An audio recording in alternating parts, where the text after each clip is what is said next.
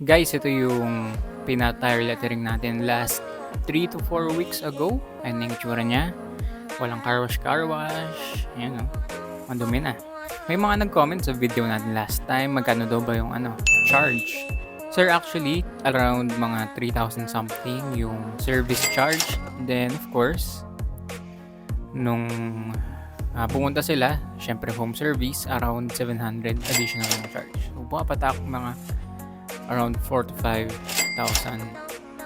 Mahal. Ako naman po ng pagtasa. Joke lang. Pero anyway, may mga nag-comment din daw na mas mura kung tayo mismo yung gagawa. So, syempre sir, kung kayo mismo gagawa, mas mura talaga. Bibili kayo sa Shopee or sa Lazada ng whitening pen at tapos kayo yung maglilinis tsaka magpipintura ng gulong.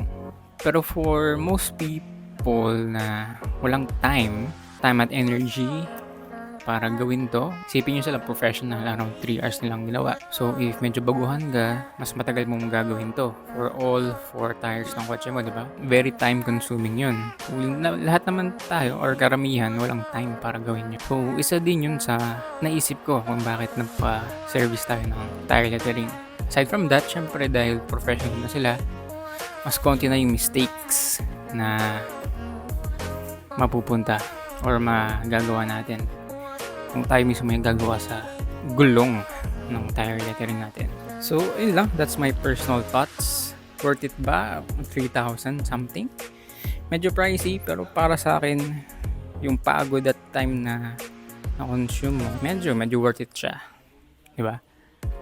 Kasi pwede mong ipagawa to habang nasa mall ka, so habang ikaw nagre-relax or nagbabanding kasama ng family mo, ginagawa na yung gulong mo. Yung pagbalik mo, magugulat ka na lang, bagong gulong. Wow. Tapos ayun, syempre madami din tayong hate na nare-receive dito sa roll bar natin. Pangit daw. Unang sa lahat, kanya-kanyang trip yan, walang basagan. Hindi, joke. Lolo build. Madami matagal nang ginagawa gentong style yung roll bar. Pero guys, kung hindi yung kasi nagagamit or hindi kayo mismo yung gumagamit, ay hindi nyo ma-appreciate yung nakalak.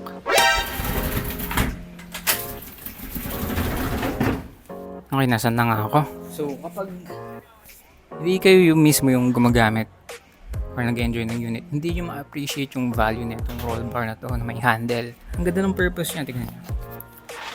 Isipin mo, nasa trail ka, tas syempre gusto mo mag-enjoy sa trail, ikaw yung nasa likod, sasakay ka dito. Medyo bumpy yan. Dito ka lang sa taas, ini-enjoy mo yung view, yung trail. Sasaluin mo lahat ng alikabok at dumi sa labas.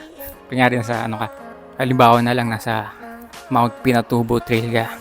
Pero anyway, sabi nga nila, beauty is in the eye of the beholder.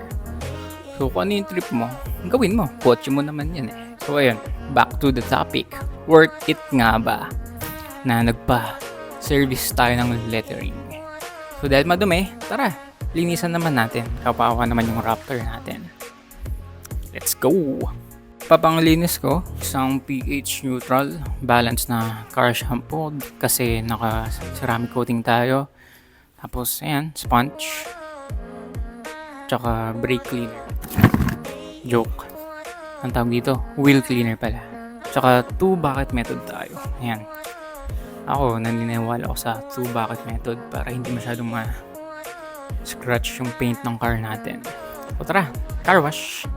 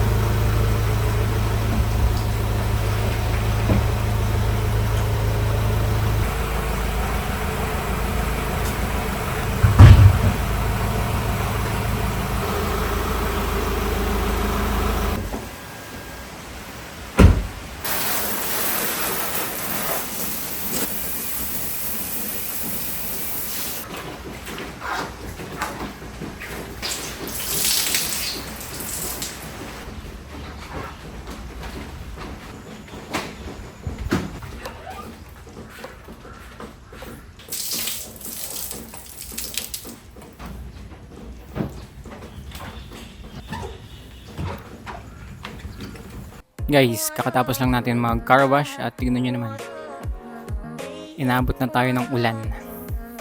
Pero buti na lang may parking tayo. It's covered pa. You know. Yan yung kagandahan na may sarili kang parking. Hindi ka sa labas nagpa-park, hindi ka nakakaabala. Guys, kung bibili kayo ng kotse, parking muna. Tama? Tama. Pero anyway, so ito, katapos lang natin mag car wash. At okay pa naman yung ano natin, buo pa. Buong buo pa yung letterings natin. Tire letterings. Ayan. Maganda pa. Oops. Yan. Nice. Okay pa. So sabi naman nila 1 to 2 years yung itatagal nung tire lettering natin. So okay lang yun para sa akin kasi 1 to 2 years madaming mangyayari. Baka magpalit tayo ng gulong, ng wheels. Maglagay pa tayo ng kung ano-anong upgrades, di ba? Kung ano yung mga natitiripan natin, ilagay natin sa kotse natin.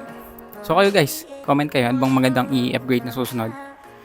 Ang sa akin, gusto ko ng front and rear steel bumper. Siguro ARB, no? Yung may nguso, naka-bar. Bull bar ba tawag doon? Sa harap. Ang ganda tignan no? Tsaka ilaw. Ilaw talaga. Spotlights, fog light, tsaka kung anong lights man yung ilalagay natin sa taas. Pogi nun. So comment down below kung ano pa yung mga gusto nyo makitang upgrade sa Raptor natin. So that's it for this video guys. Hope you like this video. Like and subscribe for more. Julio Micael, out.